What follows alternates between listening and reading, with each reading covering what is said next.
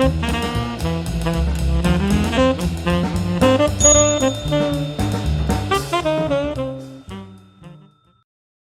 everybody, my name's Paul Murphy and I've got a passion for hats. Hi, today I thought I'd do a video on hat liners. It's something that we all need and something that there are various qualities of hat liners on the market as I do my research. And the main reason of having a hat liner is really just to protect the hat from the secretions that come out of your head when you start to perspire and so on. And a lot of people remove the hat liner to either wash it, or in the summertime when it gets rather hot with a felt hat with a liner, you can take it out and of course it will breathe a little bit better. Now some of the liners that you'll see are typically like this. This is one of the ones that I've created, and it slots inside the hat, but also a lot of people stick them in or just place them in and use the sweatband just to locate and keep the liner in place. Now, I've gone back to the traditional way of making hats and actually putting in liners and things. And I actually sew mine in. Now, I don't know whether you can see the sewing in there, but what I do is I sew on the grosgrain on the outside, and then the sewing and the thread that goes through on the inside of the hat, I can pick up through the liner, so that if you are a customer of mine and you want to take out the lining for any reason, you can just go in and snip off the cotton, and it will come out quite easily and straightforward.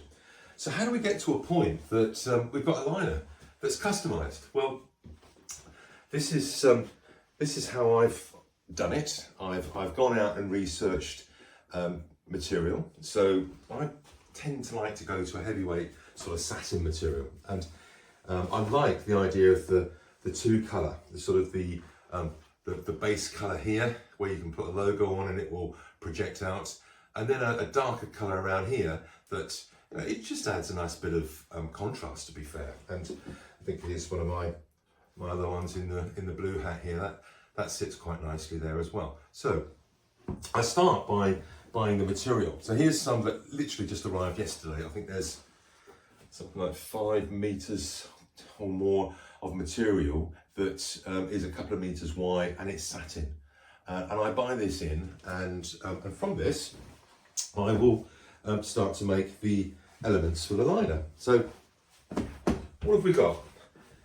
A template. So I've got a gentleman in America, Robert, that I've learned a few bits and pieces from, and one of the things he very kindly did was send me over a template for a liner, and part of that template is here. I've cut it out of card, and here. So this is a circle in this case, as you can see. Well, actually no, it's more of an oval, isn't it? But this one here is an arch, so that it can actually go round the inside of the hat. So the short side, if you like, goes at the base of the circle, and the longer one goes at the top, because of course most hats they go down like a triangle. There we are. And you want it to fit nice and snug inside of the hat without too many wrinkles, otherwise you'll feel it. So what you then do is you mark out these designs onto all these templates onto material, which I've just shown you the raw material, and you end up with cut pieces such as this. And I have to say, one of the best investments I ever made was in a decent set of scissors. These are dressmaker's scissors, and they're not overly expensive. I guess they're about £40, something like that, £50. But when you're cutting material and when you're actually working on the hats, this is the thing to have, really. Just a point on the template, by the way. I'm just working on a hat for myself at the moment, which is much more, it's a sort of 20% beaver, 80% rabbit, western weight, 230, 240 grams, Fepsa felt, and it's an unusual shape inside, in so much as it's much more of a pronounced teardrop. Can you just see that? Yeah, I guess you can. Can you see this? If I went through the circle, when I put the standard linings that I make in there, it didn't cover the bit down the bottom here. So I'm going to have to make a proper teardrop template for this, and then use slightly longer templates there. So the templates, the point of showing you this is that not every template will fit every hat, and this is this sort of exception, but it's the same principle.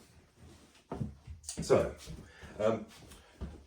what I then do is you have a left and a right of the template, and then you sew them together on the edge there, so that, let's just open this one up and you can see what I mean. And can you see that as an archway now? It's like a C shape. So that will now go, this edge will go around the circle, and then I will stitch this using, you know, the little clips, like bulldog clips, that sort of thing. Clip those to the other part of the lining, and then run it round on the sewing machine. So to get the logo actually into the hat, and again, you know, you can see I've got that logo there, and I also use this logo with my signature here. And what I have done is I have them printed up. So you do a design, go online, and you can get them printed in this sort of format, which is, as you can see, it's on a plastic holder, and you just cut them up individually into the little squares, or oblongs in this case, and then you use an iron to actually heat them onto the liner. So that's another part of the job. But it's nice that, I mean, these sheets are not overly expensive, but you can get them done within a few days. So that's the nice thing now. I'm based in the UK, so I guess it's the same in the US. But so having cut them up into the little designs here, I then heat up a standard iron, my wife's iron, not my big steam commercial iron, and quite simply put them on the ironing board and just iron it onto the round piece of material. Now I iron it on there before I actually make up the liner. I did try it by making up the liners and then started trying to iron it afterwards, but you can't get the iron down inside, or standard iron, inside the hat liner. And then I went and bought a small iron, and I still wasn't small enough. So the only way really is to make up these circles by cutting them out of the material and ironing the design onto the piece, ready to sew it together. So I guess the time it takes to make one of these, well, that's an interesting one, because by the time you've got your template, you've drawn around it, you've cut out the material, you've then laid it down and sewn it up, set up the sewing machine, etc. You can probably do 4 or 5 an hour.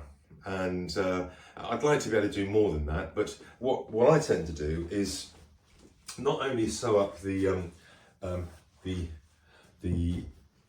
bottom part to the side parts, but I also sew up the end bits and pieces. So there's a bit more work than perhaps some of the standard liners that I've seen, but the weight of the material is heavier than the standard stuff that you can buy off the shelf. And for me, it just makes the whole thing feel so much nicer, so much better, and I'm very comfortable with that. So I hope that's been useful, just to share with you the sort of journey that we go on to make these things, because a lot of the time, you know, people buy in liners that are already made by somebody else, which is perfectly good. And in fact, you know, if I could find a liner supplier that could supply me with beautiful liners here in the UK, customized and within a reasonable quantity that I could buy, I'd probably look at it. But it's very difficult to find that when there aren't many hat specialists here in the UK.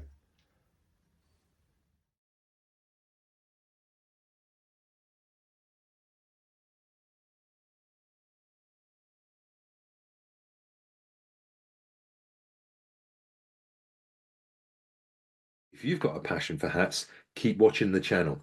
Thank you very much. Cheers. Bye.